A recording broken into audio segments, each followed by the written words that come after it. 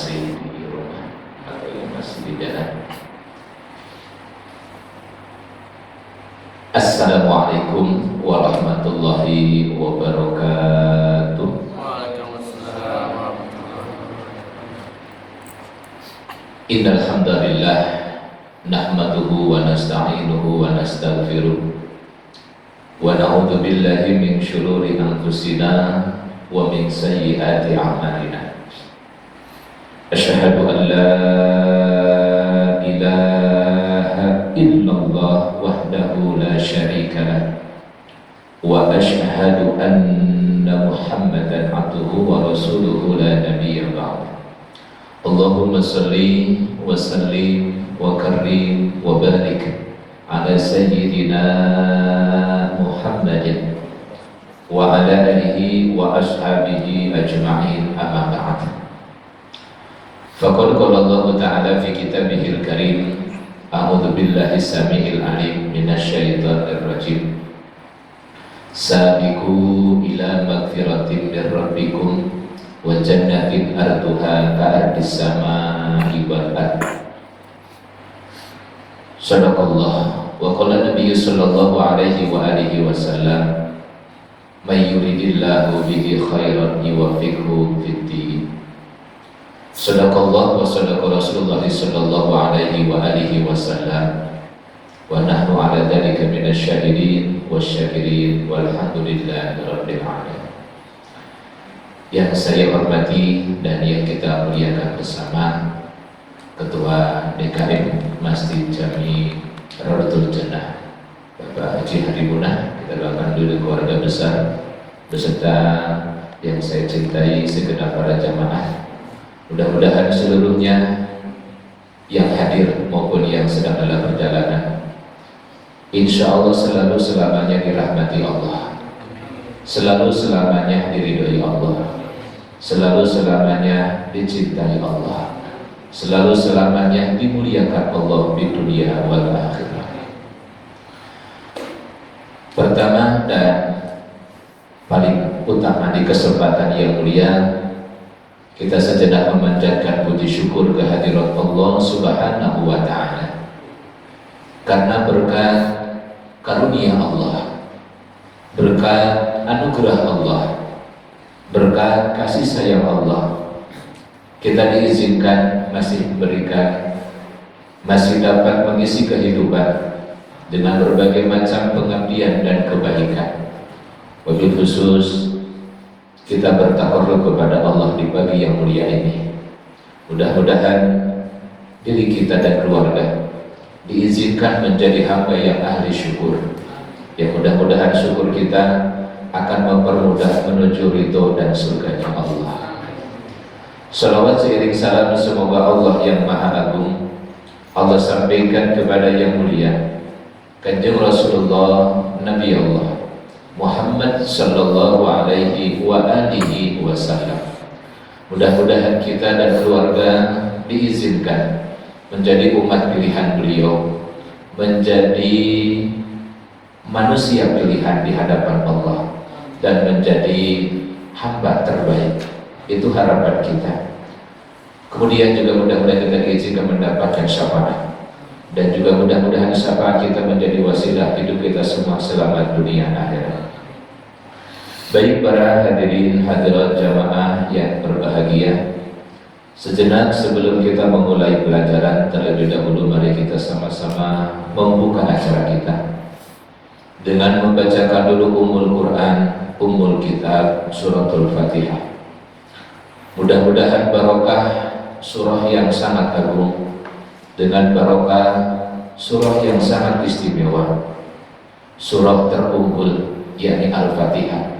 Yang pertama, kita mohon Allah berkenan mengampuni dosa-dosa kita, dosa pasangan kita, dosa keluarga kita, wabil khusus dosa orang tua kita, dosa para guru-guru kita, kerabat, saudara, keluarga besar kita, jamaah kita, umumnya kaum muslimin, muslimat di mana saja berada, al-ahya'i minhum wal amwat.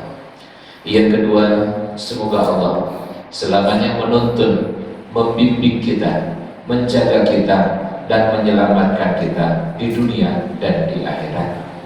Kemudian kita juga bermohon semoga selamanya kita dijaga, dilindungi dari segala hal-hal yang akan merusak kita, yang akan menghancurkan, yang akan menyesatkan. Wabil khusus semoga Allah jaga dari segala godaan-godaan syaitan, godaan-godaan hawa nafsu, godaan tipu daya dunia, dan juga godaan-godaan segala keburukan, kerusakan, kejahatan.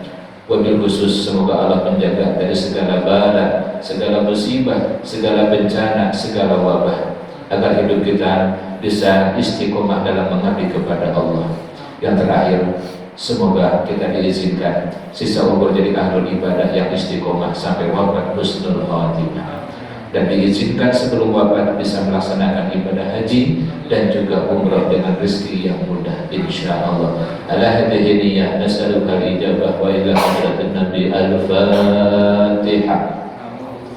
A'udzu billahi minasy syaithanir rajim. Bismillahirrahmanirrahim. Alhamdulillahi rabbil alamin. Ar-rahmanir rahim. Maliki yaumiddin. Iyyaka na'budu wa iyyaka nasta'in. Ihdinas siratal mustaqim.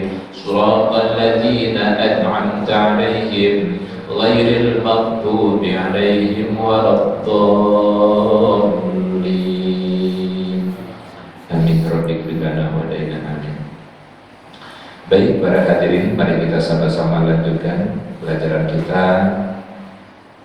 Kalau tidak salah kita masih di bab yang ketiga. Masih bab yang ketiga, makalah yang ke-9 sekarang.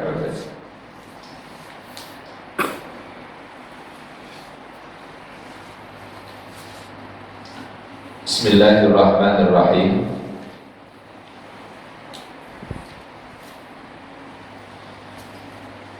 Wal maqalatut tasi'ah. Qala Jibrilu alaihi salam, Ya Muhammad, ish ma syi'ta fa innaka mayyitun wa ahbib man syi'ta fa innaka mufarrikuhu wa amal ma syi'ta fa innaka majziyun bih.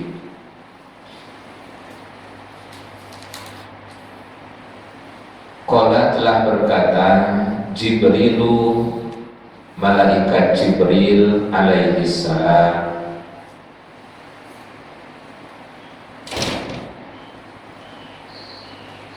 dari beliau memberikan nasihat kepada baginda Rasul, yang umumnya nasihat ini untuk kita semua. Nah, di sini Bapak yang saya hormati, sedikit salah satu upaya agar hati kita selalu terbentuk menjadi hati yang bersih. Salah satu upaya agar hati kita terbentuk menjadi hati yang lembut, hati yang lunak, hati yang sehat, salah satunya adalah senang dengan nasihat. Bahkan nasihat itu menjadi salah satu upaya terdepan dalam membentuk hati yang lembut, hati yang bersih, hati yang sehat. Ketika Bapak sudah menyukai nasihat, menyukai majelis taklim, menyukai perkumpulan para ulama, perkumpulan majelis zikir, maka insya Allah hati kita akan terus berangsur-angsur semakin bersih, semakin lembut dan semakin sehat. Sebaliknya, ketika kita hidup semakin jauh dari nasihat, jauh dari ulama, jauh dari majlis taklim, jauh dari majlis ilmu, jauh dari majlis zikir, maka berangsur-angsur hati kita akan keras. Berangsur-angsur hati kita akan menjadi sakit, bahkan menjadi gelap, yang dikhawatirkan puncaknya tersesat. Alhamdulillah. Nah, ini kita bersyukurnya, dan Bapak terima kasih dapat meringankan langkah untuk berkumpul bersama. Salah satu kita berharap kepada Allah, hadirnya kita ingin salah satu barokahnya membentuk hati yang sehat, hati yang lembut. Bahkan Bapak yang saya hormati, lebih-lebih kalau nasihat itu keluar pertama dari orang yang betul-betul sangat alim, itu semakin dahsyat untuk menyembuhkan hati kita. Ulama yang sangat alim, ulama yang mengamalkan ilmunya, ulama yang mengaplikasikan, ulama yang sangat istimewa, nasihatnya bisa membuat hati kita menjadi sehat. Bahkan mohon maaf, saya sendiri Bapak ketika sesekali muncul ada suasana hati yang kelihatannya agak ruwet, agak kusut, agak goncang, itu biasanya saya segera bersilaturahmi kepada guru. Dan subhanallah, jangankan dinasehatin, baru sampai ke tempat tujuan beliau saja, itu hati entah kenapa muncul kelapangan, kedamaian, ketenangan, dan juga ada dorongan kuat untuk semangat dekat dengan Allah, semangat ibadah. Itu baru nyampe ke tujuan, belum ketemu beliau.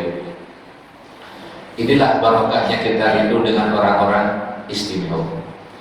Bahkan ketika beliau sudah memberikan doa untuk kita, memberikan nasihat, subhanallah, persis seperti tanaman yang sudah layu, ketika disiram itu langsung seperti HP yang sudah lemot dicas, itu langsung begitu, seger lagi.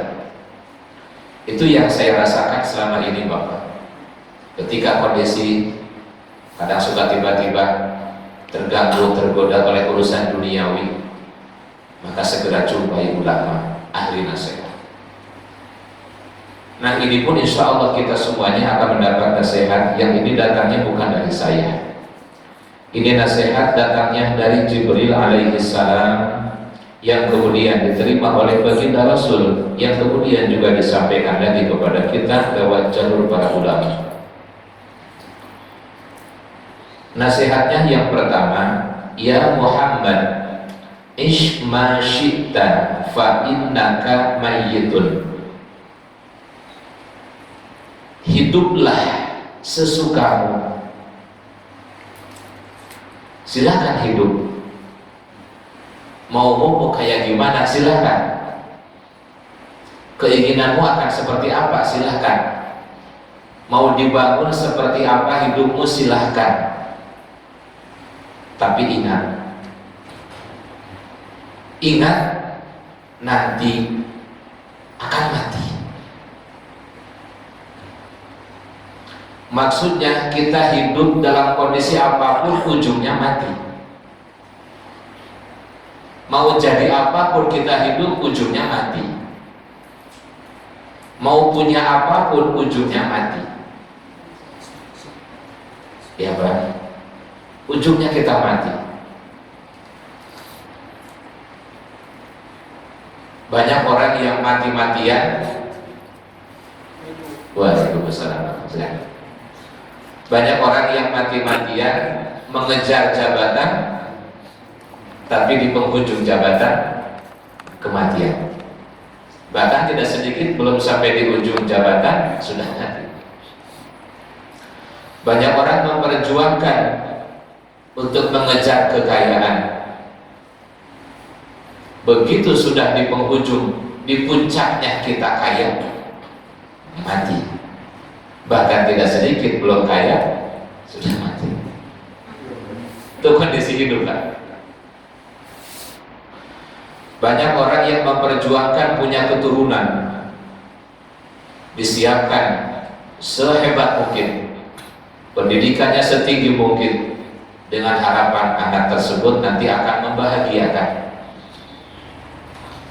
Tapi ketika sampai di puncak anak kita mati. Bahkan tidak sedikit anak kita belum sukses, kita sudah mati duluan. Ini sesuai dengan ayat Allah dalam surah Al-Hadid, kalau tidak salah ayat 20-an. Allah Subhanahu wa taala berfirman, "I'lamu annamal hayatud dunya la'ibun wa lahwun wa zinatun wa tafakhurun bainakum wa takathurun fil amwal wal aulad kamatsali ghaythin a'jabal kuffara nabatuhu summa yahiju fatarahu musfarra summa yakunu hutama wa fil akhirati adzabun syadid wa maghfiratun minallah wa ridwan wa mal hayatud dunya illa mata'ul ghurur." Bahkan dipertegas lanjutannya, "Sabiqu ila maghfiratin mir rabbikum wa jannatin arduha ka'ardis samai wal ard uiddat lil ladina amanu billahi wa rusulihi dzalika fadlullahi yu'tihi may yasha wallahu dzul fadlil alim." Dan masih lanjut lagi, maaf sobat terusnya. Kata Allah Subhanahu wa taala, artinya wallahu a'lam bishawab. I'lamu, kata Allah, ketahuilah. Jadi ketika Allah akan membicarakan urusan dunia, Allah mengingatkan agar kita tahu, agar kita sadar, agar kita mengerti, agar kita paham, annamal hayatud dunya laibun, bahwa sesungguhnya kehidupan dunia itu laibun. Laibun itu permainan. Maksudnya Bapak, kita jangan sampai tertekan oleh urusan dunia. Kan tadi kata Allah, dunia ini laibun, mainan. Jangan sampai kita tegang atau panik dengan urusan dunia. Lihat seorang anak ketika dibelikan mainan, kita belikan orang tua mainan, dikasih mobilan. Karena dia itu tahu mainan, dia perlakukan semaunya dia. Ada yang dipretelin sama dia, dilepas-lepasin, ada yang dibanting-banting, diinjek. Dan gitu udah. Karena dia memang itu adalah mainan. Maksudnya kita ini berhadapan dengan urusan dunia, jangan sampai dunia ini menjadi beban buat kita. Jangan sampai kita tertekan oleh urusan dunia. Anggaplah dunia ini seperti mainan. Kalau Bapak punya duit, anggap saja itu duit-duitan. Supaya apa? Kalau Bapak punya duit, dianggapnya duit-duitan, insya Allah hati kita tidak akan terpedaya oleh duit, tidak akan tersedot jiwa kita oleh duit, bukan duit-duitan. Sehingga Bapak ketika punya uang sebanyak apapun, kita punya mainan beli abang-abang 10.000 dapat numpuk banyak. Ketika kita pegang, itu nggak pengaruh apa-apa di hati kita, karena itu mainan. Ketika kita taruh di mana saja, nggak mengganggu jiwa kita, bahkan nggak mengganggu kehusuan. Pernah nggak Bapak pas mau sholat Allahu Akbar ingat duit-duitan? Pernah nggak ingat mobil-mobilan? Tapi duit beneran ingat nggak? Mobil beneran kita ingat. Nah, supaya kita tidak terpedaya, terganggu oleh dunia, anggaplah dunia ini seperti itu. Punya mobil, kendaraan semewah apapun, anggaplah seperti mobil-mobilan. Supaya apa? Ketika kita menggunakannya, memilikinya, kita tidak merasa memiliki dan tidak mengganggu jiwa kita. Ketika Bapak menganggap dunia ini sesuatu yang istimewa, pasti mengganggu. Pasti mengganggu. Makanya mohon maaf, ketika banyak orang yang punya jiwa dermawan, pasti dia sudah menganggap duit itu seperti duit-duitan. Makanya dia berapapun sedekah, dia happy. Ketika dia punya kendaraan, kendaraannya mau kayak apapun kondisinya, udah happy. Kehujanan, kesenggol, ketabrak, happy aja. Tapi kalau kita menganggapnya sesuatu yang besar, sesuatu yang dianggap penting sekali, ketika parkir di luar saja kepikiran, Allah, gimana kendaraan saya. Tapi kalau Bapak anggap itu motor-motor ada mobilan, insya Allah terus langsung Allah. Ini yang kata Allah, iklamu. Ketika urusan dunia, Allah kalimatnya iklamu. Hendaknya kita paham, sadar, mengerti, tahu dunia itu kondisi gitu. Perlakukan seperti itu, lahun, laibun. Sehingga Bapak insya Allah tidak akan stres oleh urusan dunia. Punya nggak bikin stres, nggak punya juga nggak bikin stres. Tidak membuat kita terbedai. Makanya di situ ada kalimatnya laibun walahun. Dunia ini kalau kita tidak cerdas bisa memperdaya kita, bisa melalaikan kita.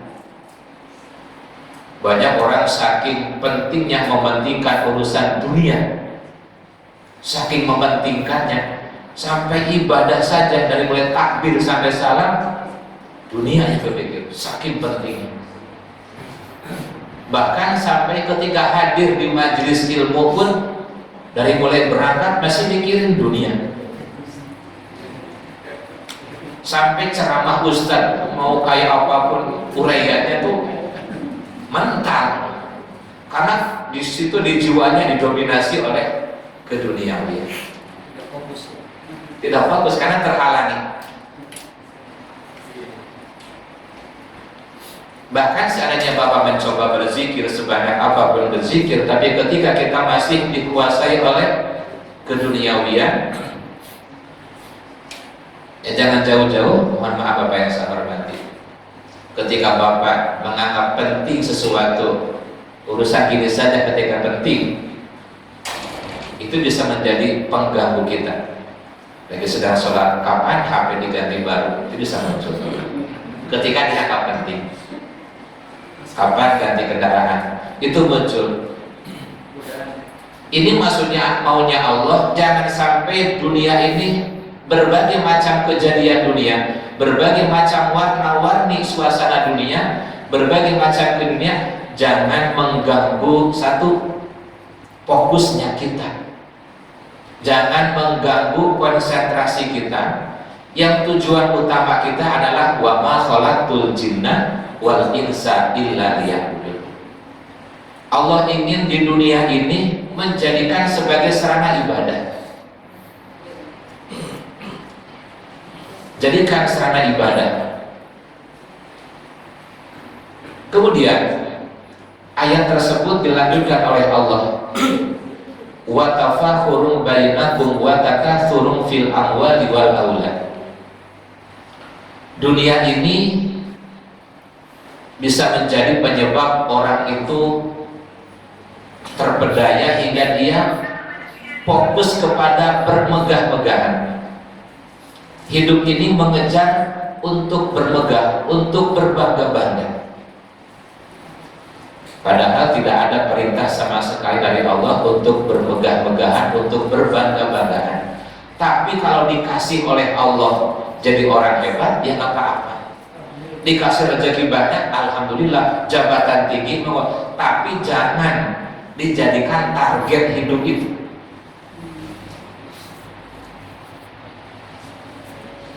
Jika kita ternyata jadi orang hebat, alhamdulillah, jadi orang tinggi, alhamdulillah, jadi orang besar, tapi bukan tujuan utama.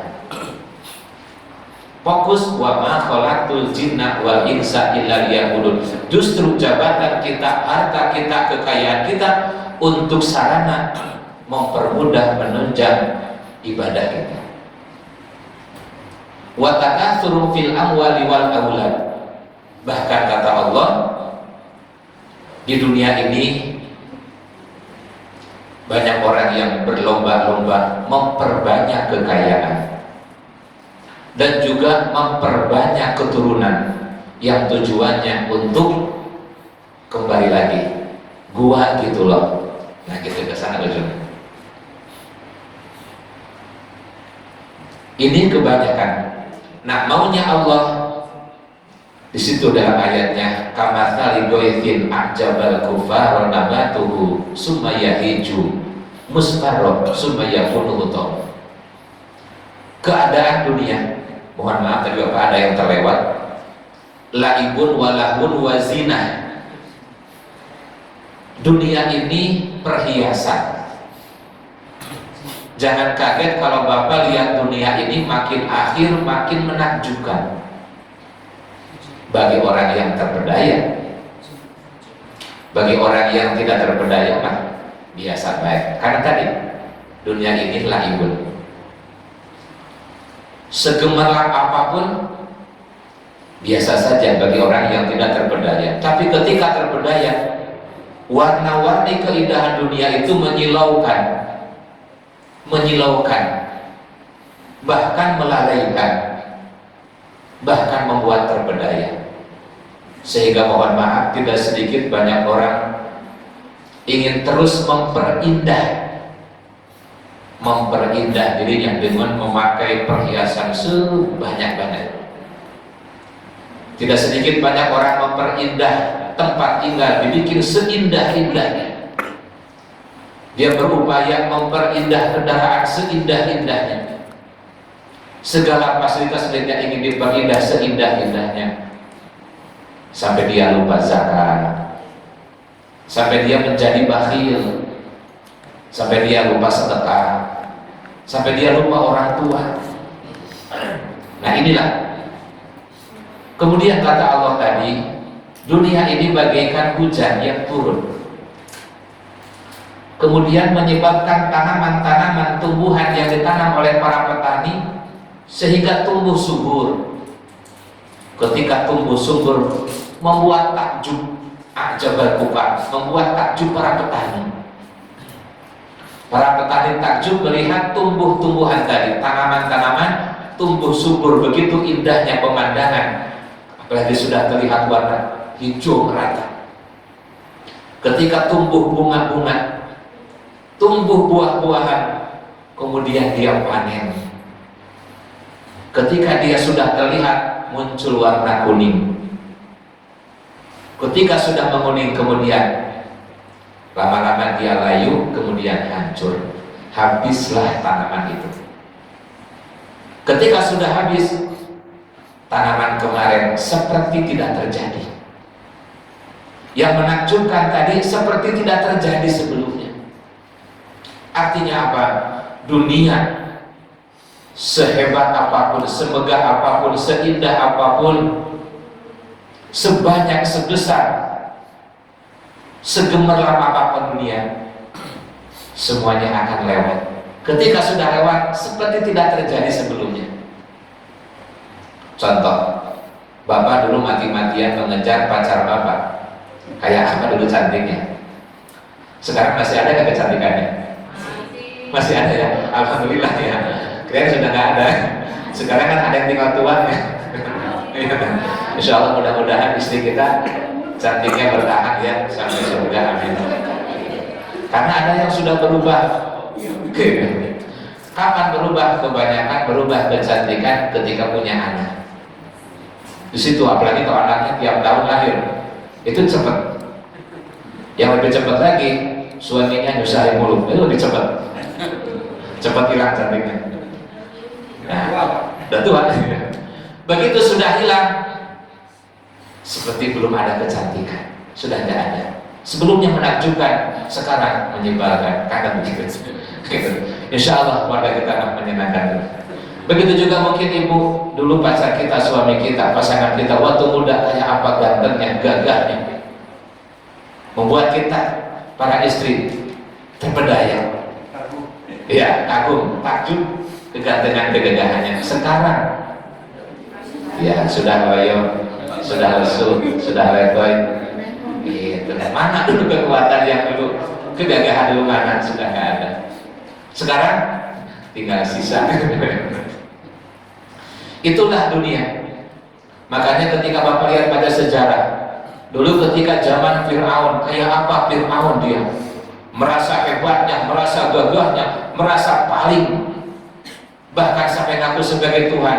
Ketika itu Fir'aun sudah ditenggelamkan dan sekarang sudah tidak ada, seperti belum terjadi. Ketika di zamannya seperti tanaman yang subur tuh Fir'aun, apa aja dikasih sama Allah, subur hidupnya, sehat tuh. Begitu sudah mati, selesai sudah. Itulah dunia. Sekarang juga Bapak, yang kita perjuangkan keindahan, nanti semuanya kita akan gak ada. Hilanglah kita nanti, diganti oleh generasi berikutnya. Lanjut ayatnya, kata Allah, wa fil akhirati adabun syadid. Di akhirat Allah telah menyiapkan siksaan yang sangat keras. Allah telah menyiapkan siksaan keras di akhirat bagi siapa? Bagi orang yang terpedaya,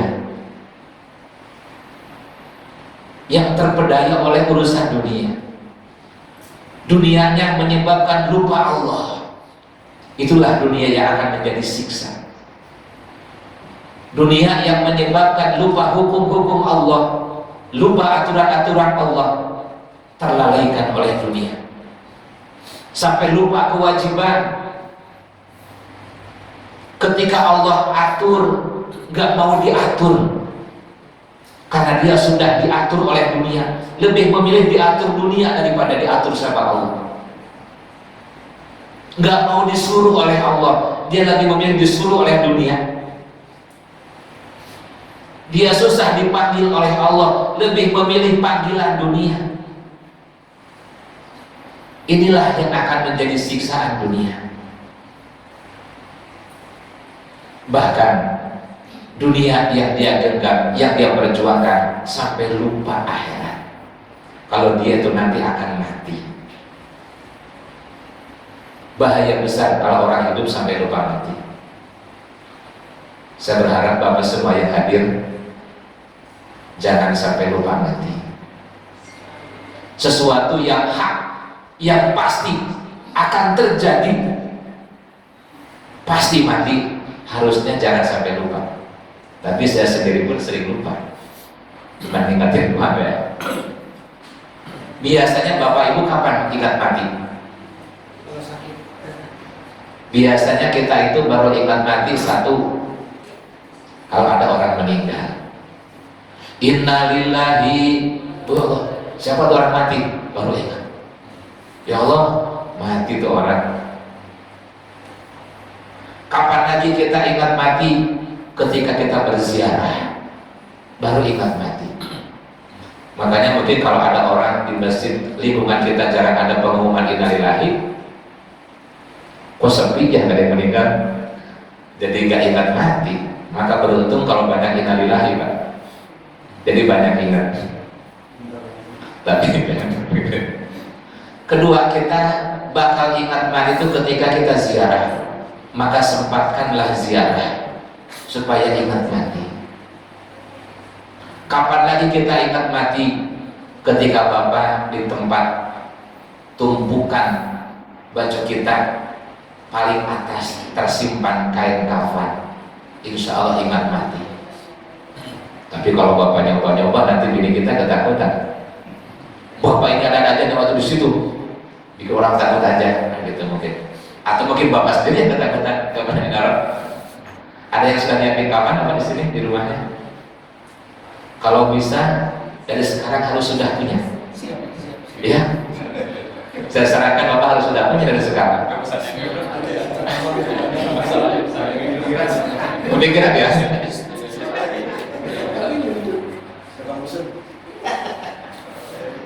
Malah kalau perlu pakai buat selimut sekalian. Tadi karena banyak orang yang nggak ingat lagi, hanya diangkatin gimana caranya. Bahkan sampai Allah itu mengingatkan kita supaya ingat mati, diantaranya dengan cara dikasih musibah. Musibah itu pengingat mati.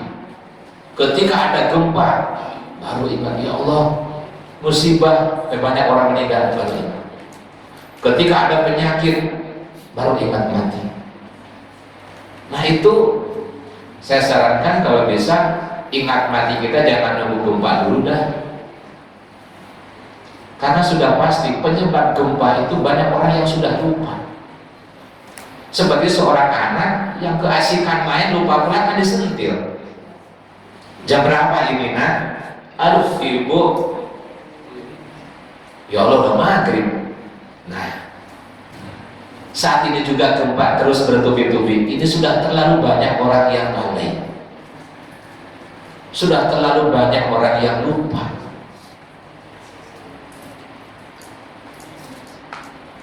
Dan mohon maaf Bapak yang saya hormati, kalau siksaannya cuma di dunia, itu masih ada harapan kita untuk kembali memperbaiki. Tapi kalau siksaan di akhirat,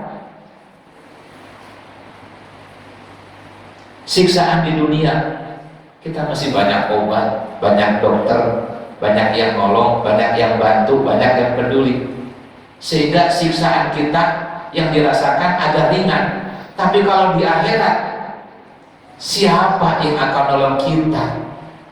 Kalau sudah siksaan akhirat, siapa yang menjenguk kita? Siapa yang akan ngobatin kita? Siapa yang akan menyelamatkan kita? Makanya Allah mengabarkan, wa fil akhirati adabun syadid.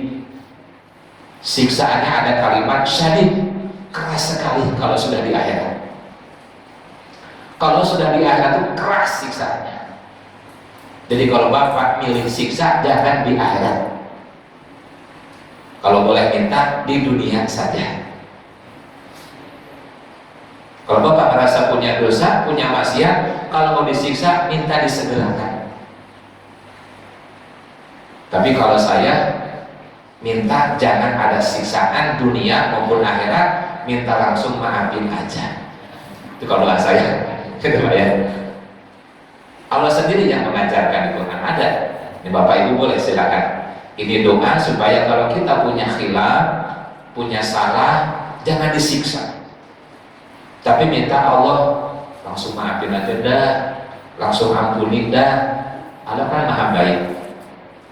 Mana dalilnya? La yukallifullahu nafsan illa wus'aha, laha ma kasabat wa 'alaiha ma kasabat. Rabbana la tu'akhidna in nasina au akhtana. Titik segitu aja. Rabbana, ya Tuhan kami, la tu'akhidna, jangan kau siksa, jangan kau hukum kami, jangan kau ambil anugerah-anugerah yang engkau telah curahkan kepada kami, seperti iman, Islam, keyakinan, ihsan, ibadah, karunia-karunia lain. Tolong ya Allah jangan diambil, jangan jadi siksaan, jangan jadi hukuman innasina ketika kami ini lupa, au akhtona ketika kami ini salah. Nah ini doa monggo. Allah sendiri kok yang ngajarin, bukan dari saya Bapak Ibu. Ini doa supaya Allah tidak menghukum kita kalau kita salah. Tapi jangan gara-gara doa ini, kalau gitu karena punya doa ini nanti besok saya ngulang lagi kesalahan, baca aja bukan begitu. Ini doa untuk antisipasi ketika kita terjatuh salah, ketika kita terlupa. Karena orang beriman itu kalau salah, salahnya bukan disengaja. Orang beriman itu kalau salah, salahnya terjatuh, salahnya itu terpeleset.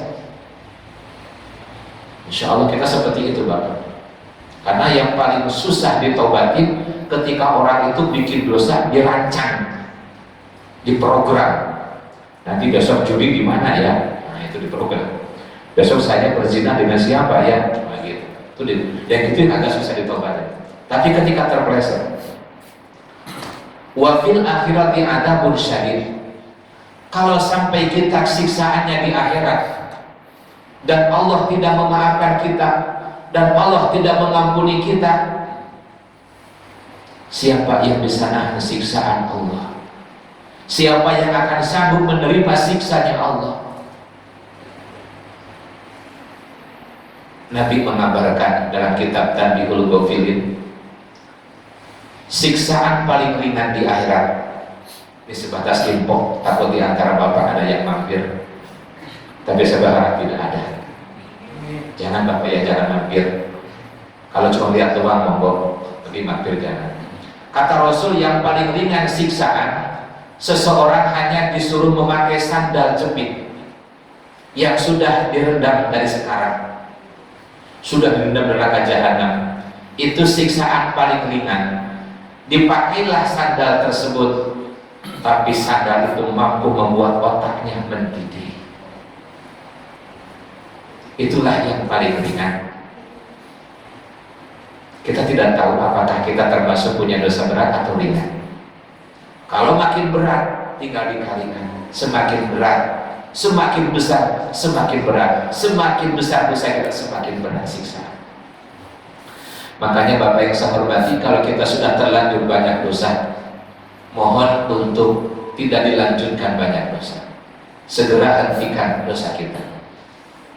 Jika tidak bisa menghentikan, tolong kurangi dosisnya, kurangi takarannya, diperkecil, bahkan kalau bisa hentikan seluruh dosa. Karena tadi paling ringan seperti itu. Usahakan kita supaya wafat nanti dalam kondisi suci dosa. Kemudian kata Allah, wa fil akhirati adzabun syadid wa maghfiratun minallah wa ridwan. Allah juga telah menyiapkan ridhonya. Allah juga telah menyiapkan maghfirahnya. Nah ini dia. Untung Allah telah menyiapkan maghfirah. Allah telah menyiapkan maghfirahnya, ampunan. Bagi siapa? Bagi orang yang sebelumnya sudah terlanjur punya salah, punya dosa, terlanjur terpedaya oleh dunia, terpedaya oleh gemerlap kesenangan dunia. Kemudian kembali dia sadar, kembali kepada Allah. Kemudian dia memperbaiki diri, kemudian mohon ampun, kemudian bertobat. Nah disitulah Allah siapkan maghfirah. Allah telah menyiapkan ampunan, Allah menyiapkan maaf bagi siapa? Yang tadi, yang sudah siap memperbaiki diri. Waridwan, Allah juga sudah menyiapkan ridhonya. Ridho Allah telah disiapkan. Bagi siapa? Bagi hamba yang dikehendaki. Raihlah ridho Allah. Dengan cara apa kita meraih ridho Allah? Banyak jalan untuk meraih ridho Allah. Di antaranya, raih ridho Allah melalui keridhaan kedua orang tua. Ini menjadi langkah terdepan setelah sholat 5 waktu. Setelah sholat 5 waktu, untuk meraih ridho Allah terdepan, raihlah ridho orang tua. Kalau bapak ibu bisa meraih ridho orang tua, jaminannya Allah juga ridho.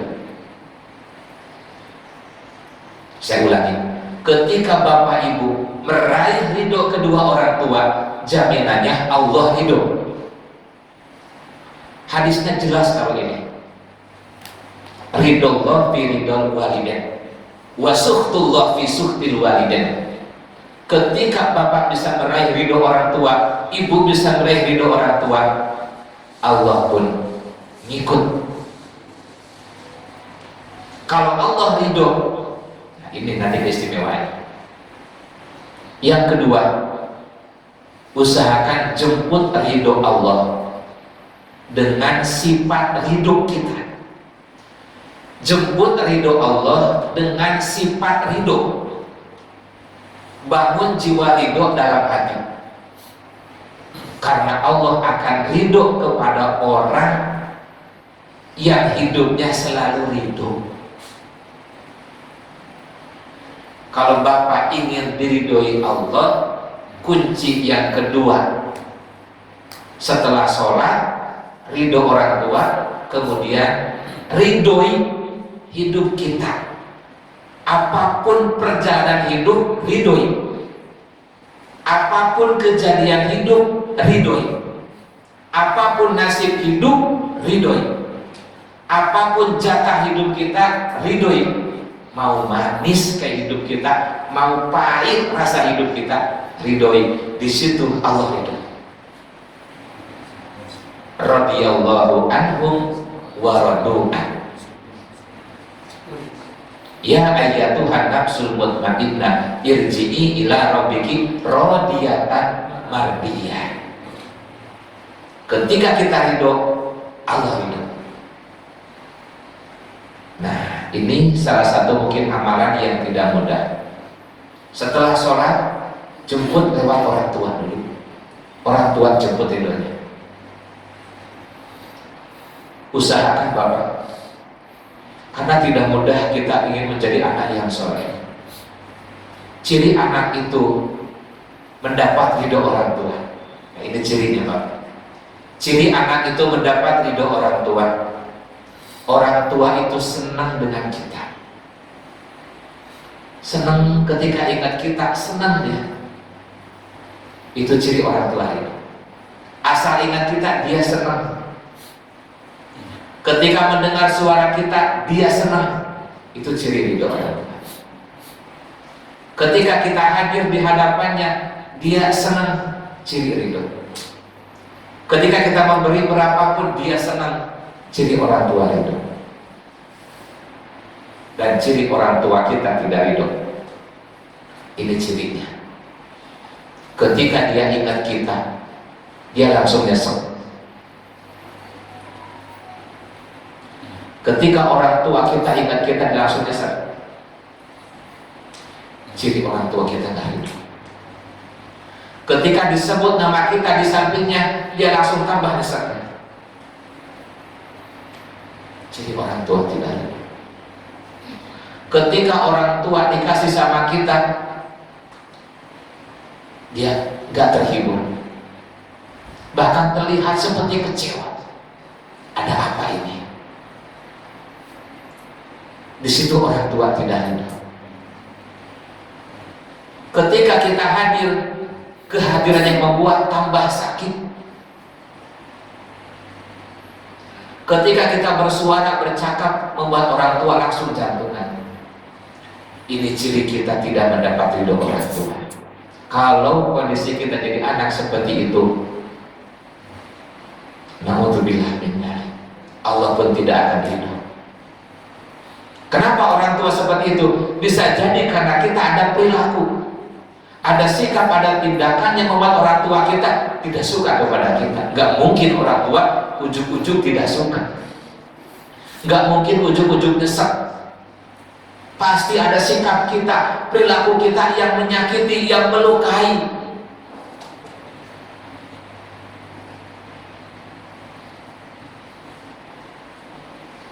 Dengan cara apa kita menjemput ridho orang tua?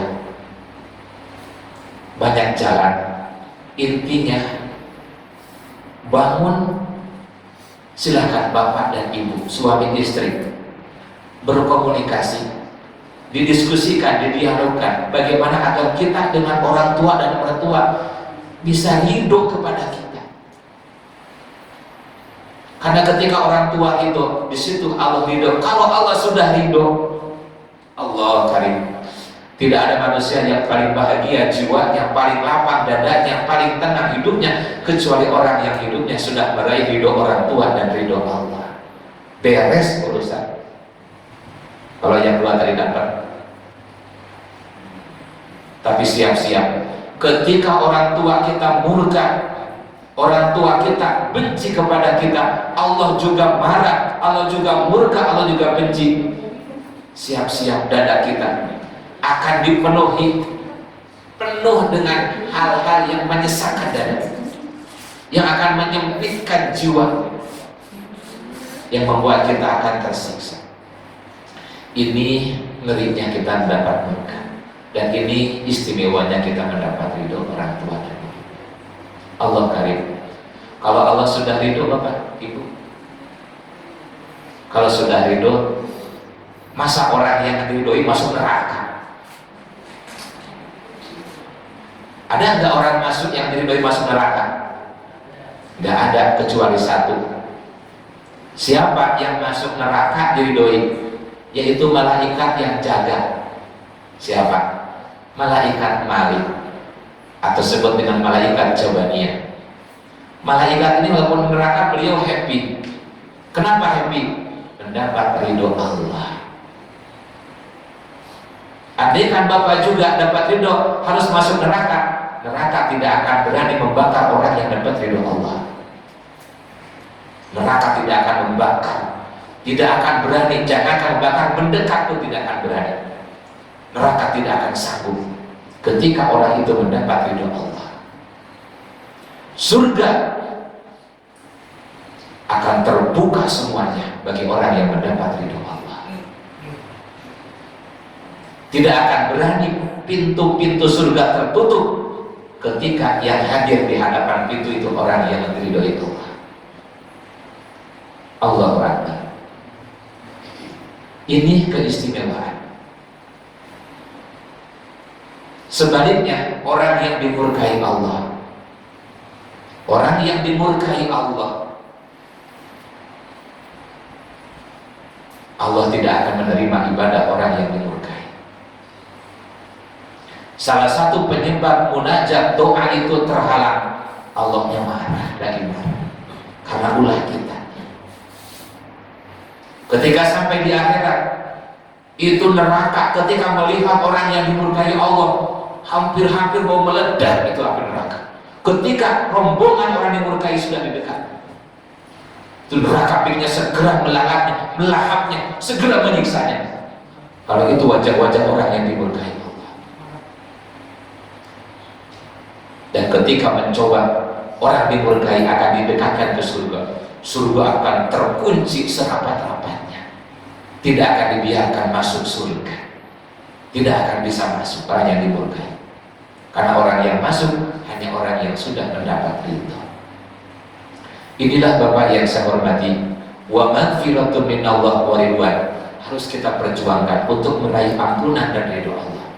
Makanya ujung ayat yang berikutnya, sabiqu ila maghfiratin, sabiqu ila maghfiratin min rabbikum, berlomba. Nah, jadi Allah menyuruh kita berlomba untuk meraih ampunan. Hal-hal yang mendatangkan ampunan Allah itu apa? Segala kebaikan mendatangkan ampunan. Innal hasanat yudhibun as-sayyi'at. Segala kebaikan mendatangkan ampunan hingga menghapus keburukan. Ada pengajian, yuk kita berlomba hadir di majlis ini. Di dalamnya banyak ampunan Allah, di dalamnya tersimpan ridho Allah. Yuk kita menjadi anak, berlomba membahagiakan orang tua. Ketika kita punya saudara, adik kakak ada 5 sampai selusin, berlomba membahagiakan mereka. Jangan gini, lu aja dah yang urus, lu aja dah, lu aja, bukan begitu. Urusan kebaikan jangan begitu, urusan ibadah jangan lu aja dah, begitu Pak. Sudah komat, Allahu Akbar, Allahu Akbar, lu aja depan dah. Nah jangan begitu, jangan dulu, lu aja depan. Ketika barisan masih yang depan kosong, berlomba, karena barisan terdepan itu bagaikan apa? Kurban unta. Yang kedua bagaikan sapi. Ketiga makin belakang Kalau urusan kebaikan, urusan maghfirah, urusan ridwan, jangan nyuruh orang duluan. Tapi kalau urusan dunia, monggo. Dan duluan dah kerja, dan gua nyusul, monggo. Duluan aja lah, ya jadi duit itu monggo. Tapi urusan maghfirah, ayatnya sabiqu, ayat yang lain wasari'u ila maghfiratin. Bagaimana mengaji? Duluan aja lo. Nah, jangan begitu urusan. Urusan bakti orang tua, jangan nyuruh adik duluan, jangan nyuruh kakak duluan, kita yang duluan. Perintahnya begitu, sabiqu ila maghfiratin. Kalau urusan maghfirah, urusan ridwan, urusan kebaikan, jangan nyuruh orang duluan. Berlomba. Kemudian Bapak yang saya hormati, wa mal hayatud dunya illa mata'ul ghurur. Dunia ini kata Allah, bagi orang yang lengah bisa tertipu dan terpedaya. Makanya mohon maaf Bapak yang saya hormati, secara garis besar dunia ini yang bikin orang terpedaya, satu, urusan harta. Harta ini terutama urusan duit. Mungkin di antara Bapak masih senang duit? Ya, Bapak Ibu ya masih senang ya duit kita. Banyak orang sampai terpedaya, termasuk mohon maaf, ini di kalangan orang-orang yang sudah dikenal rajin ibadah, sudah alim, sudah soleh. Ini saja kalau tidak hati-hati, harta itu manggil-manggil. Ini saya, jemput saya, panggil saya, kemarilah. Kalau kitanya suara tadi terniang-niang terus, bisa ninggalin ibadah. Bahkan pikiran kita ke sana. Usahakan kalau bisa Bapak, kalau bisa urusan harta tidak membuat kita ini menjadi terganggunya ibadah. Dalam Al-Quran Allah berfirman, surah apa ini Bapak Ibu mohon diingat, ya ayyuhalladzina amanu la tulhikum amwalukum wa auladukum an dzikrillah wa may yaf'al dzalika fa ulaika humul khasirun. Surah apa ini? Kalau tidak salah surah Al-Munafiqun ya. Kata Allah, ya ayyuhalladzina amanu la tulhikum amwalukum wala auladukum. Wahai orang beriman. Allah memanggil khusus orang beriman, karena orang yang benar-benar beriman yang akan kuat. La tulhikum amwalukum wala auladukum an dzikrillah. Jangan sampai harta kita, keluarga kita melalaikan kita kepada Allah. Jika terjadi, siap-siap kerugian. Terus harus kita bagaimana langkah ke depannya. Nah Bapak yang saya hormati, kalau saya ambil gambaran gini, Bapak hidup di dunia ini harus ingat, harus sadar, kita itu siapa, tugas kita mau apa. Sadari, kita itu adalah hamba Allah. Hamba Allah itu tugasnya ngabdi, melayani, nurut kepada sang Tuhan. Contoh, jadi Bapak ini kita sebenarnya pelayan-pelayan Allah. Harus sadar kita pelayan Allah. Ketika kita pelayan Allah, harus siap disuruh, harus mau disuruh, mau dipanggil. Dan ketika dipanggil, disuruh, diperintah, tolong samihna wa atona. Bahkan ekspresikan ketika dipanggil disuruh, ekspresi bahagia.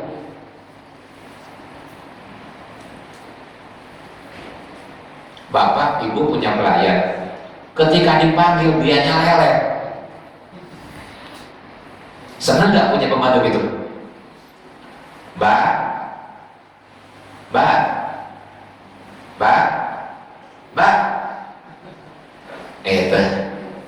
senang nggak? Nah sekarang Allah yang manggil, hayya 'alas sholah, kita relax santai.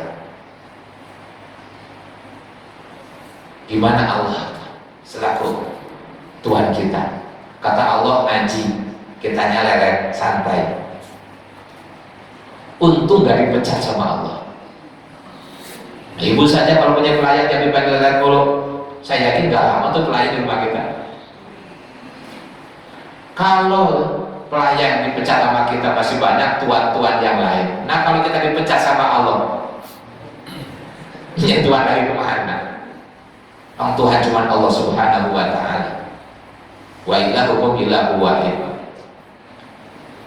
Nah sehingga di sini banyak orang yang tidak sadar dirinya itu harus siap disuruh. Kita pelayannya Allah, siap dipanggil, siap disuruh, dan siap diatur. Ini banyak orang ngakunya hafal tapi nggak mau diatur sama Allah. Sehingga Allah menurunkan Al-Quran untuk mengatur kita.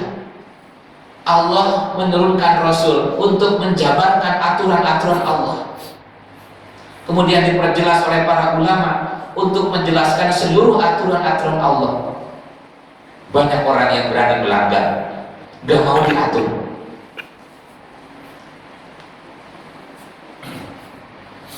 Semua Allah menyiapkan aturan dalam hidup. Makanya Rasul dihadirkan itu untuk contoh aturan Allah. Nabi Muhammad dilahirkan seperti inilah yang Allah mau. Aturan Allah pun dilahirkan lewat baginda Rasul, dicontohkan oleh Nabi, diatur hidup kita. Kenapa? Kok banyak aturan? Perusahaan, Bapak punya perusahaan, mungkin kerja di perusahaan, makin besar perusahaan, kantor itu pasti aturannya makin besar, makin berat aturannya, makin ketat. Beda dengan perusahaan masih kecil, aturannya pun asal masih kecil. Makin besar, makin tinggi, maka aturan kantor, pabrik itu makin ketat, makin besar, makin banyak. Begitu juga ini. Kalau digambarkan perusahaan, maka alam semesta ini besar sekali. Maka Allah menghadirkan aturan yang cukup banyak. Supaya apa? Supaya kita menjadi hamba-hamba unggulan yang sukses. Kemudian tugas yang kedua, kita harus siap diatur dengan bentuk larangan. Ketika dilarang harus nurut. Kata Allah, jangan bermusuhan, jangan. Jangan membunuh, jangan. Jangan berzina, jauhi. Semua larangan, jauhi. Kalau kita ingin masih tinggal di buminya Allah. Bapak saja punya pelayan, Mbak, tolong, kamu jangan ini. Awas ya. Berani melanggar, apalagi berulang-ulang, pecat ujungnya.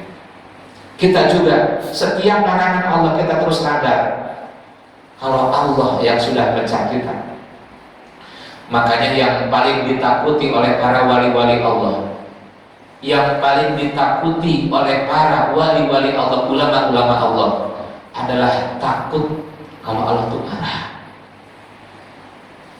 Yang paling ditakuti, takut Allah itu tidak merahmati, tidak meridhoi, tidak mengampuni. Itu yang ada dalam benaknya. Kalau Bapak Ibu, apa yang paling ditakuti hidup ini? Sama dengan ulama? Mungkin kita mah yang ditakuti takut gempa, ya, takut wabah, takut miskin. Nah, kalau orang-orang yang sudah kelas unggulan Bapak, yang paling ditakuti takut Allah marah. Itu ya. Makanya dia berjuang. Segala perintah Allah dilakukan, mau berat, mau ringan, dia perjuangkan, dia berlomba supaya Allah ridho, supaya jangan sampai Allah marah. Dia terus menjauhi yang dilarang, yang diharamkan dijauhkan, walaupun dia senang dijauhi, dia lari karena dia takut Allah marah, takut Allah murka. Kalau Allah sudah murka, sudah marah tadi, makanya dia diperjuangkan. Makanya Bapak yang saya hormati, salah satu kisah Uwais Al-Qarni, beliau menjadi salah satu wali Allah, hamba unggulan, karena hidup beliau siap mentaati, nurut. Ketika seorang anak punya orang tua yang sudah sepuh, maka anak itu setelah ibadah fardu prioritaskan merawat orang tua. Dan Uwais Al-Qarni sudah membuktikan ketika dia mentaati, walaupun sehingga masa mudanya dia hilang. Maksudnya tidak seperti umumnya orang bermain, umumnya orang bercanda tawa riang sana kemari, kumpul sono kumpul sini, main sana main sini. Uwais tidak kubur, karena menjaga ibunya yang sudah sepuh. Sebagai taat kepada Allah dan Rasulnya, maka Uwais menjadi hamba unggulan di hadapan Allah. Ini yang disebut dengan mentaati, ikutin hukum Allah, aturan Allah. Nah Bapak yang saya hormati, tadi salah satu yang menyebabkan Allah ridho, kita harus ridho apa yang ditentukan oleh Allah. Nah di sini yang tidak mudah meridhoi apa yang sudah Allah tentukan untuk kita. Tidak mudah jadi orang ridho. Ini termasuk amalan agak berat. Ridho terhadap segala keputusan Allah. Kalau Allah memutuskan sehat, insya Allah semua ridho. Begitu sakit, masih ridho. Nah di sini sehat, senang, ridho, puas. Sakit, masih ridho, masih puas, masih senang. Di sini yang tidak mudah. Allah ingin kita ridho ketika Allah memberikan kesenangan, dan Allah juga ingin kita masih ridho walaupun kita kasih kesulitan. Kata Allah, subur, ridho enggak? Kata Allah, ser. Nah di sini, ketika Bapak ada pujian, cacian dari orang, sudah bisa bangun jiwa ridho, itulah yang ditunggu oleh Allah. Kenapa saya harus ridho, kata Bapak, terhadap ketentuan? Karena di ujung ayat tadi, ma asoba min musibatin fil ardi wala fi anfusikum illa fi kitabim min qabli an nabraha inna dzalika 'ala Allahi yasir likai la ta'sau 'ala ma fatakum wa la tafrahu bima atakum. Apa saja yang menimpa di muka bumi, musibah apa saja yang menimpa termasuk dalam diri kita, baik musibah berbentuk yang menyenangkan, musibah yang menyakitkan, semuanya sudah tertulis di sisi Allah. Sebelum diwujudkan sudah tertulis, sudah ada ketentuan dari Allah. Maunya Allah, likai la ta'sau 'ala ma fatakum, jangan terlalu sedih. Kalau sedih ala kadarnya monggo, tapi jangan terlalu sedih karena sudah tertulis. Kalau hidup senang juga jangan terlalu senang hingga sampai ujub dan takabur, karena sudah tertulis. Sehingga hidup kita dibawa nyaman, lurus-lurus saja, datar-datar saja, tengah-tengah saja. Semuanya sudah tertulis. Itu maunya Allah. Jangan sampai ketika ada kesulitan menyebabkan kita resah, gelisah, sampai kita kecewa, bahkan putus asa. Ini yang tidak diinginkan Allah. Ketika hidup kita subur makmur sampai menjadi ujub dan takabur, ini yang tidak diinginkan oleh Allah. Maunya Allah, ketika ada musibah tetap kita terkendali.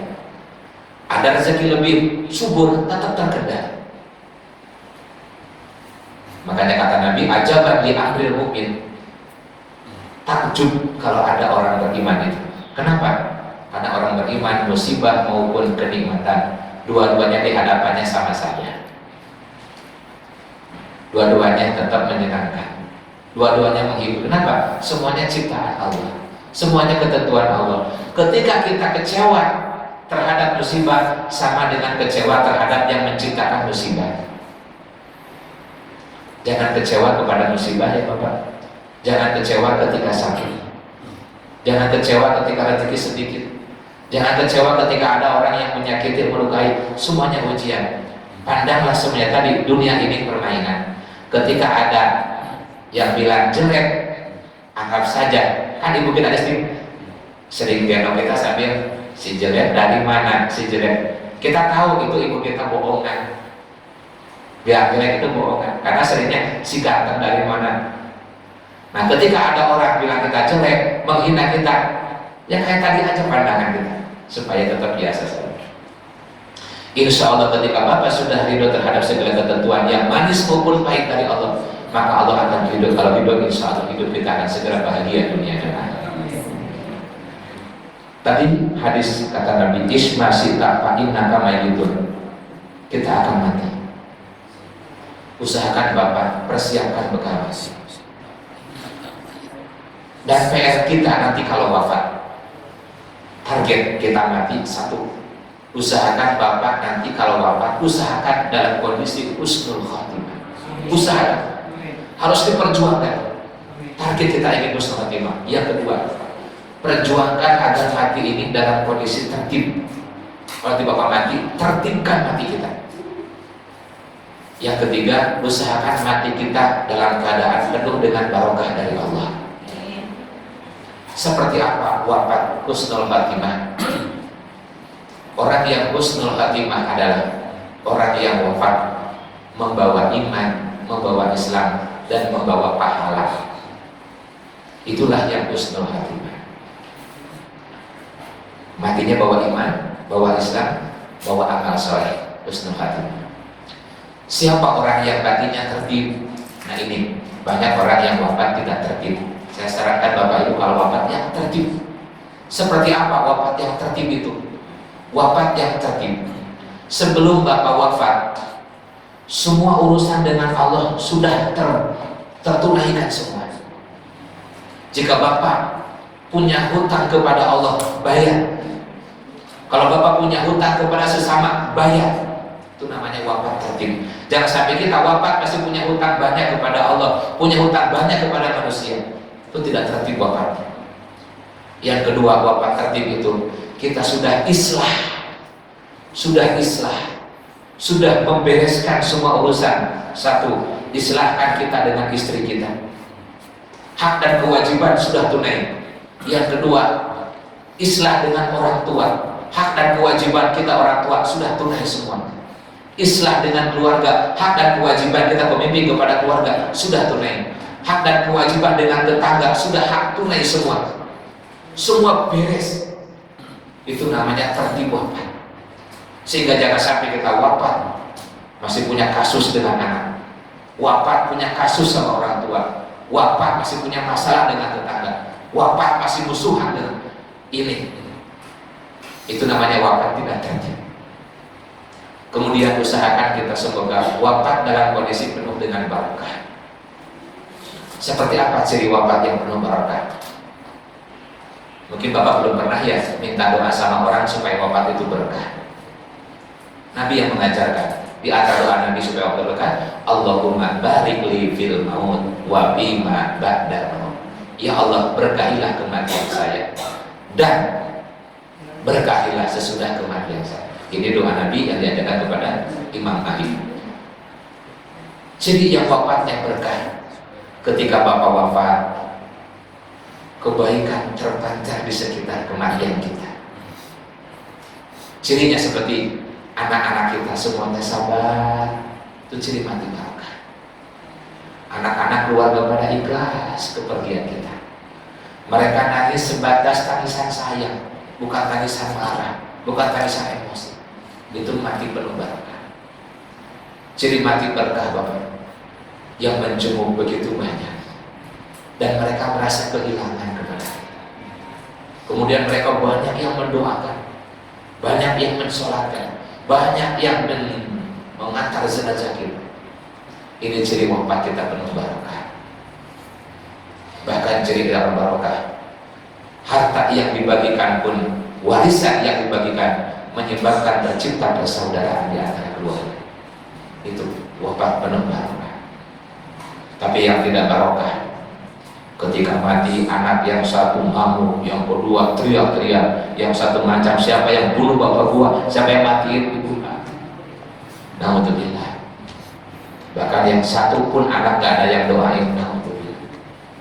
Bahkan belum juga dikubur sudah berebut anak warisan gua. Naudzubillah. Ciri-ciri kematian yang tidak ada.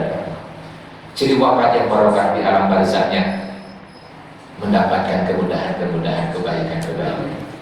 Mudah-mudahan Bapak yang saya hormati, itulah kita baru satu uraian, yaitu isma syita fa innaka mayyitun. Insyaallah kita akan lanjutkan lagi di episode yang akan datang. Hadis ini belum selesai. Wa ahbib man syita fa innaka mubarikuhu. Insyaallah kita lanjutkan di waktu yang akan datang. Mudah-mudahan ada manfaatnya. Mungkin sebelum kita tutup, ada uraian yang kurang jelas atau mau yang mau nambahin, dipersilahkan. Ini kan ada fenomena dalam kehidupan kita ya, antara bapak dengan anaknya. Diri Allah, bir walidain. Tetapi ini salahnya entah di mana orang tua ini sama anak jadi nggak harmonis hubungannya. Tidak mungkin juga dapat ridho anaknya ya, karena dalam hubungan bapak anak ini punya harta. Bapak ini punya anak berapa anak itu ada mungkin 3 atau 4. Lalu rumah bapak ini, rumah bapak itu diperbaiki, dibikin bagus, sudah anak yang punya harta. Kemudian lambat laun karena hubungan makin lama begitu ya, usia begitu. Lalu si anak ini merasa butuh modal gitu ya, butuh tambahan, butuh usaha. Kemudian pengen rumahnya dijual. Bapak ibu masih hidup. Jadi menyarankan orang tuanya agar Pak, ini bapak masih hidup, bagaimana rumah ini kita bagi aja gitu ya, bagi aja pada anak bapak ahli waris. Sedangkan bapak ini merasa kasihan kepada yang tidak memiliki harta. Jadi rumah itu dihibahkannya, masih hidup beliaunya, dihibahkannya kepada yang perempuan lebih besar. Padahal hukum warisnya kan harusnya laki-laki lebih besar, 2/1, laki-laki 2, perempuan 1. Itu berlanjut sampai meninggal. Orang tua ini, anak ini dari ridho nih. Jadi pembagian dari ridho, memang akhirnya ya namanya nggak ridho, jadi hubungannya nggak bagus sama saudaranya, mereka sendiri nggak bagus. Lalu seperti ini yang menurut saya siapa orang tuanya? Apa anak ini memang tidak beradab kepada orang tua? Demikian Pak. Assalamualaikum warahmatullahi wabarakatuh. Waalaikumsalam warahmatullahi wabarakatuh. Sangat indah sekali pertanyaan. Allahu Akbar. Saya kalau sudah mendengar seorang anak yang begitu berani lantang, anak yang begitu tega, menggugah ketenangan orang tua, membangunkan semacam menggoyangkan ketenangan orang tua. Allahu Akbar. Itu kasih kalau dari itu sekarang ya Allah. Di Quran itu ayat jelas sekali, wala taqul lahuma uffin wa qadara rabbuka alla ta'budu illa iyyahu wa bil walidaini ihsana imma yablughanna indakal kibara ahaduhuma aw kilahuma fala taqul lahuma uff. Ini kalimat wala taqul lahuma, jangan sesekali kata Allah. Ini Allah yang langsung firmankan.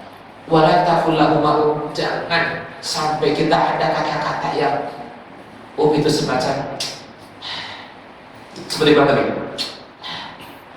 Segitu saja Allah ingatkan untuk tidak terjadi. Dikhawatirkan melukai perasaannya, dikhawatirkan menyakiti perasaannya. Nah ini apalagi masih ada keduanya, sudah langsung mungkin minta bagi-bagi harta, bagi rezeki, dulunya masih ada, masih hidup.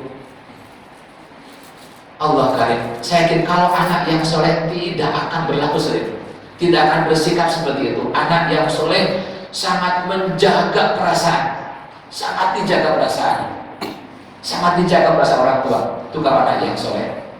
Bahkan anak yang soleh itu tidak berharap dibagi dari situ. Anak soleh tidak berharap. Jika dapat alhamdulillah, tapi dia tidak nuntut, tidak maksa, apalagi sampai nantang, sampai nuntut. Anak kalau soleh. Kalau anak soleh ya Allah. Bahkan kalau anak soleh bertekad bersatu bersama. Bagaimana kalau harta peninggalan, yuk kita terima dulu, kita bagi dulu, tapi kita akan gunakan sebagai sedekah jariah bersama. Wah itu dasar. Itu lebih hebat lagi kalau. Memang mohon maaf Bapak, urusan harta peninggalan itu sangat rawan. rawan menimbulkan perpecahan antar keluarga, rawan. Memang tadi dikatakan dunia ini itu menipu, terpedaya berarti, sehingga sampai belum wafat sudah berlaku. Intinya ketika saat itu kalau sampai orang tua tersinggung, tersakiti, terlukai, di situ anak telah berlaku durhaka kepada orang tua. Nah, terus kemudian kalau bagi orang tua, memang tugas orang tua merawat, mendidik, membesarkan. Merawat, mendidik, membesarkan. Yang kemudian orang tua hanya berkewajiban tadi memberi itu kalau ada atau mampu. Dan ketika mereka sudah bisa mandiri, mereka sudah punya kemampuan untuk usaha di situ, maka orang tua sudah bebas kewajiban menafkahi ketika dia sudah mandiri. Kewajiban itu selama itu anak belum mampu mandiri, di situ maka anak, orang tua masih berkewajiban membantu. Tapi di situ orang tua mampu memberi, terserah orang tua mau ngasih si A berapa, si B berapa, itu hak orang tua, tidak ada aturan. Selama belum wafat itu orang tua tidak harus. Kalau mau ngasih si A dikasih si B itu hak terserah orang tua. Itu belum ada aturan mau dikasih sini berapa. Ketika sudah wafat salah satu, baru di situ terbagi, ada namanya bagi waris. Selama belum wafat belum ada bagi waris. Tapi ingin jika dibagikan, itu orang tua yang punya peran. Anak jangan mengganggu perasaan. Jadi sebaiknya, karena begini, mohon maaf, kalau misalkan tadi orang tua ngikutin anak, udah saya jual, terus mulai dibagi. Kalau anaknya pada tak sayang orang tua, sini mau ngurus, tinggal di mana nanti orang tua. Nanti mending kalau pada ngurus, nah kalau pada orang tuanya penyakitan, sakit-sakitan, nggak ada yang mengurus. Siapa yang? Nah ini yang perlu harusnya anak-anak. Memang tadi sangat rawan, sehingga bisa menimbulkan ini yang disebut terpedaya. Anak yang terpedaya seperti itu. Nah untuk kita selaku orang yang sudah mulai belajar memperdalam, memperluas wawasan kita, jangan sampai seperti yang dikisahkan tadi. Jadi anak yang sudah menyakiti perasaan orang tua, jangan sampai. Andai kan ada satu anak dari orang tua kita, jika dapat alhamdulillah, jika dapat sedikit tidak alhamdulillah. Tapi andai kan ingin menggunakan hukum waris hanya berlaku setelah ada yang wafat. Sebelum wafat mah bahasanya hadiah atau hibah kalau belum wafat. Kalau sudah wafat baru terjadi pembagian waris. Begitu juga lebih kepada bapak. Mudah-mudahan kita semuanya diselamatkan oleh Allah, dijadikan anak yang taat kepada orang tua, dan mudah-mudahan juga kita jadi orang tua semoga menjadi orang tua yang baik di hadapan anak. Karena derajat orang tua sangat tinggi sampai disandingkan dalam ayat ridho apa? Rizqurli wa liwalidayk. Bersyukur kepadaku dan kepada orang tua. Setelah ke Allah, orang tua sunnahnya. Wa qadara rabbuka alla ta'budu illa iyyahu wa bil walidayni ihsan. Jadi sangat tinggi dari orang tua. Jangan disamakan orang tua kita dengan orang tua lain. Harus istimewa perlakukan segala-galanya. Insya Allah hidup kita akan semakin mulia. Mungkin dari ibu barangkali ada yang kurang jelas atau yang menambahin, monggo. Begitu Ustaz. Baik, Waalaikumsalam warahmatullahi wabarakatuh. Terkait dengan materi yang kita sama-sama pelajari hari ini adalah masalah hal kematian, yang ditekankan adalah masalah kematian. Kematian ini adalah sangat mengerikan sekali. Kalau digali itu nggak cukup seminggu, 20 bulan-bulan, bahkan tahunan. Cuman yang ingin saya minta nasihat dan pencerahan di dalam kehidupan di sini kan ada tertulis, wahai Muhammad, itulah kamu sekendamu, sesungguhnya kamu akan mati. Nah, di dalam Al-Quran kematian itu banyak sekali, cuma ditekankan di dalam Al-Baqarah dalam masalah ayat 154. Wala taqulul mayyit qalu bisabilillahi amwat bal ahya'u walakin la tashurun. Janganlah kalian mengatakan bahwa manusia atau anak Adam yang utuh di dalam Allah adalah mati. padahal mereka adalah hidup. Namun kita sebagai hambanya tidak tahu kehidupan mereka di alam lain. Nah, dalam hal ini ada hubungannya dengan yang habis kita pelajari bersama. Seharusnya kita bagaimana dalam menyikapi daripada kehidupan kita sebagai manusia. Padahal kita ini hidup akan menghadapi kehidupan di lain alam. Itu Ustaz. Sebagaimana yang tadi saya sampaikan, wala taqulu liman yaqtalu bisabillahi amwat wal ahya walakin la tashurun. Itu aja Ustaz, mohon nasihat dan pencerahannya. Terima kasih. Assalamualaikum warahmatullahi wabarakatuh. Waalaikumsalam warahmatullahi wabarakatuh. Terima kasih, juga sangat indah pertanyaan ini. Yang pertama, bicara masalah kehidupan dan juga kematian. Usahakan hidup kita ini, jadi siapapun kita, bisa berjalan di jalan Allah. Jadi jangan dikatakan, kata Allah, orang yang wafat di jalan Allah, jangan dikatakan wafat. Wala taqul lahum lima yuqtalu fi sabilillahi amwat bal ahya. Jangan dikatakan orang yang wafat di jalan Allah itu mati. Mereka itu hidup. Mereka ini mendapatkan keistimewaan dari Allah karena hidup mereka di jalur Allah, di jalan yang Allah inginkan. Maksudnya kita jadi siapapun kita, mau jadi pengusaha, menjadi karyawan, menjadi bos, mau jadi diri kita, jadi orang yang siapa saja, usahakan hidup kita selalu berada di jalur agamanya Allah. Caranya gimana? Di dalam surah Al-Mulk Allah firmankan, alladzi khalaqal mauta wal hayata liyabluwakum ayyukum ahsanu amala. Tugas kita utamanya supaya kita ini bisa hidup di jalur Allah, kita berusaha hidup dan mati kita ini dalam kondisi sedang berjuang untuk bisa mempersembahkan hidup di jalan yang terbaik, sedang mempersembahkan di ibadah yang terbaik, sedang mempersembahkan dalam kebaikan yang terbaik. Contoh, misalkan kita saat ini wafat, ini kita wafat sekarang ini termasuk fisabilillah. Fisabilillah. Kita sedang di jalan Allah, sedang mensiarkan agama Allah, sedang meramaikan rumah Allah. Andaikan wafat, ini wafat kita termasuk wafat yang terbaik. Seorang tadi kayak Alqamah sedang merawat ibunya. Beliau di situ mendapat amalan terbaiknya melalui jalur ibu, memuliakan ibu. Itu sabilillah. Merawat ibu termasuk sabilillah.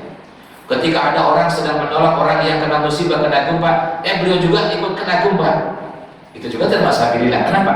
Karena sedang di jalur kebaikan, sedang di jalan Allah. Menolong orang termasuk sabilillah. Mencari nafkah yang hasilnya hanya kita niatkan, ya Allah saya mencari nafkah, nanti hasilnya saya niatkan untuk masjid sebagian, untuk fakir, miskin, duafa, yatim, untuk orang tua, buat keluarga. Ketika ada tekad begitu, maka ketika kita wafat sedang mencari nafkah, itu pun sabilillah. Jadi supaya wafat sabilillah ini, satu, setiap langkah sadari ini sabilillah bukan. Takutnya di sini kita wafat, sabilillah lanjut. Jika wafat pun kita siap, sedang di jalan Allah. Usahakan setiap jangan sampai kita wafat, maaf, naudzubillah, ada orang wafat lagi sedang bertengkar, lagi berantem mati, itu tidak sabilillah. Ada orang mati lagi sedang judi, itu tidak sabilillah. Walaupun mungkin sebelumnya sholat dulu, doa hajat dulu, ya Allah mudahkan semoga saya menang judi saya, itu kan dia doa dulu. Nah di situ ketika itu bukan sabilillah, gitu kan. Ada orang itu kan mau maling, sholat duha dulu, hajat dulu, malamnya itu kan semoga lancar sukses saya mau maling. Nah itu tidak sabilillah. Ketika dia mati digebukin orang, tidak sabilillah. Nah ini menjadi tugas, sehingga tugas kita bagaimana setiap kegiatan ini jadi sabilillah. sabilillah. Ngurus anak, niatkan sabilillah. Seperti apa yang disebut mendidik anak sabilillah? Kita niatkan supaya anak kita menjadi ahli ruku, jadi ahli sujud. Ya Allah, saya yang punya anak agar dia melanjutkan perjuangan para nabi rasul untuk melanjutkan sujudnya para nabi, sujudnya para orang tua terdahulu. Jadi sabilillah mendidik kita. Rumah tangga kita jadi sabilillah ketika kita mengangkat, mengajak, mengumpulkan keluarga untuk sujud bersama, ibadah bersama, berbuat baik bersama. Nah, itu namanya menciptakan sabilillah dalam keluarga. Insya Allah jika kita punya tekad seperti itu, maka insya Allah wafat kita dalam sabilillah, sehingga insya Allah kita akan mendapat keistimewaan wafatnya wafat terbaik, yang disebut wafat terbaik, orang wafat yang dalam kondisi di jalan Allah. Kurang lebih segitu Bapak. Mudah-mudahan itu yang saya sampaikan, mungkin Bapak sudah. Mungkin dari Ibu, ada satu dari Ibu. Ibu silakan. Ya, Ibu. Cukup? Oh, ada Mas. Masuk. Ibu.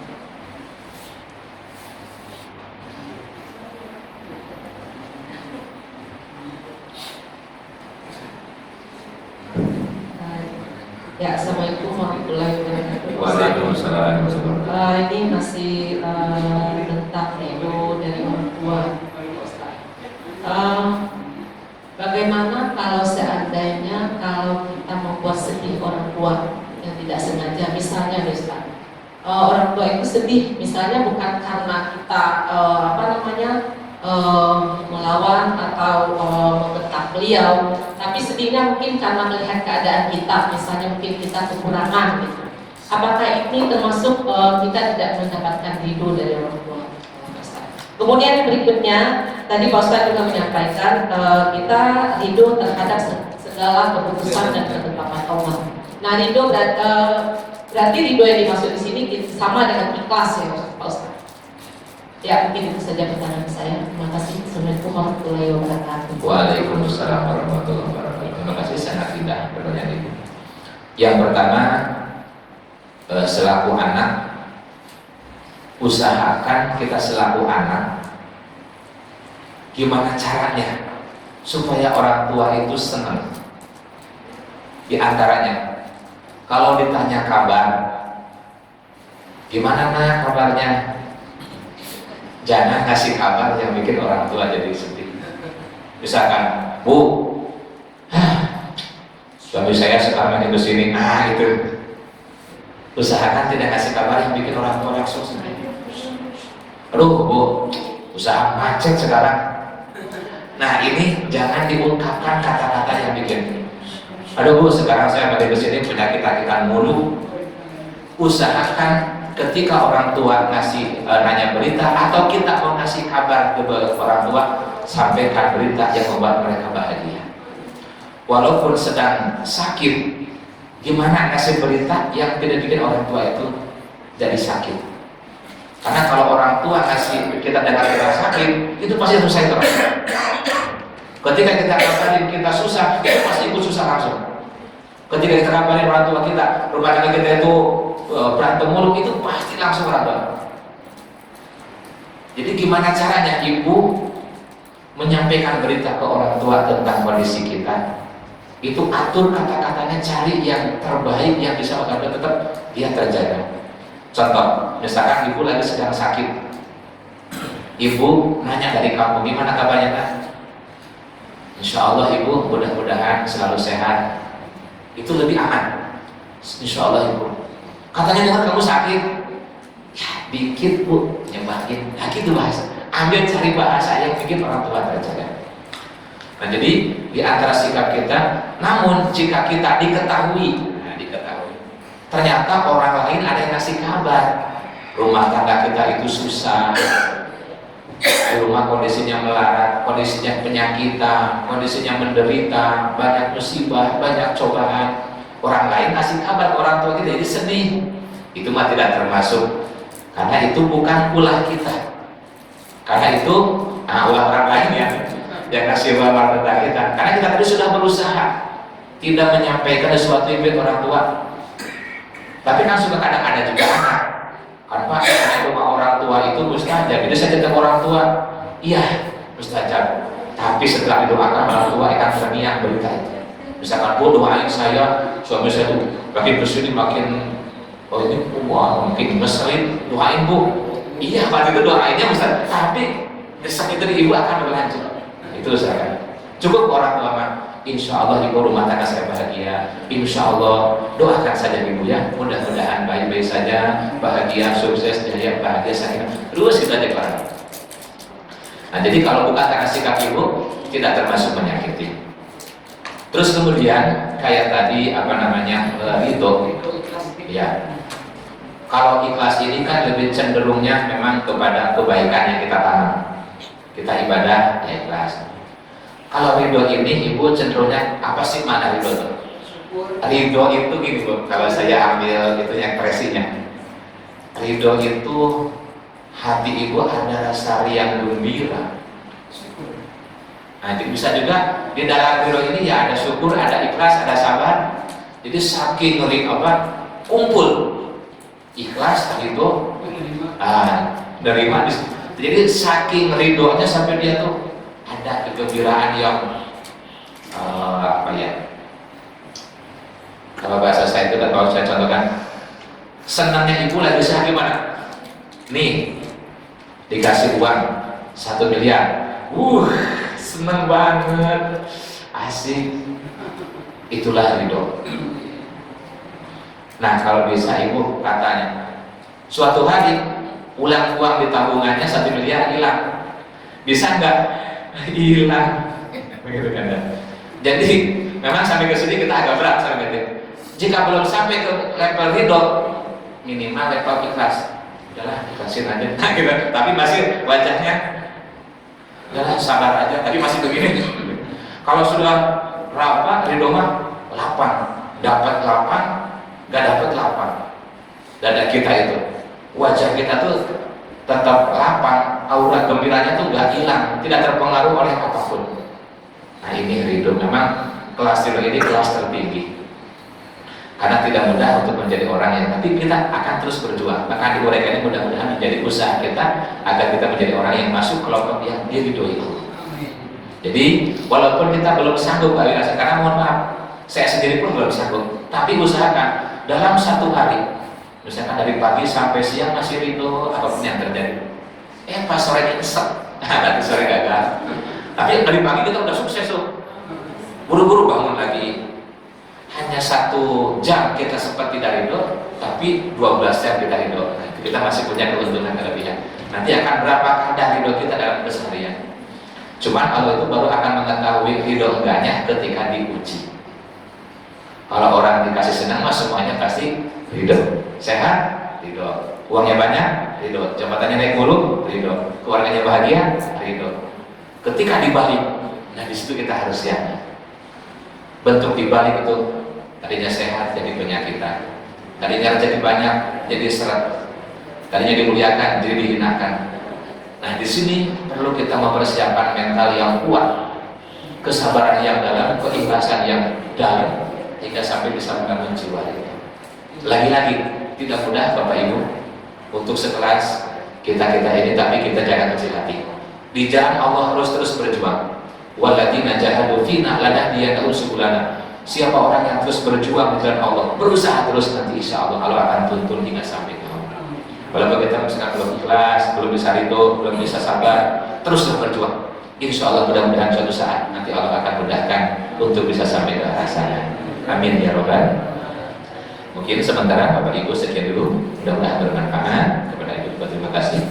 Insya Allah di waktu yang akan datang kita lanjutkan. Di sini belum selesai, ada lanjutannya wa ahbib man syita fa innaka mubarikuh. Insya Allah di waktu yang mudah-mudahan semoga Allah memberikan kepada kita usia panjang dalam keadaan sehat walafiat. Mudah-mudahan ilmu kita bermanfaat. Mudah-mudahan kita semuanya selamanya dilindungi oleh Allah dari segala bala musibah dan juga bencana. Dan semoga ilmu yang kita serap dari para guru-guru kita, dari para murabbi kita, dari para ulama kita, semoga seluruhnya bermanfaat untuk diri kita, untuk keluarga, untuk masyarakat, dan juga untuk kemajuan agama kita bersama insyaallah.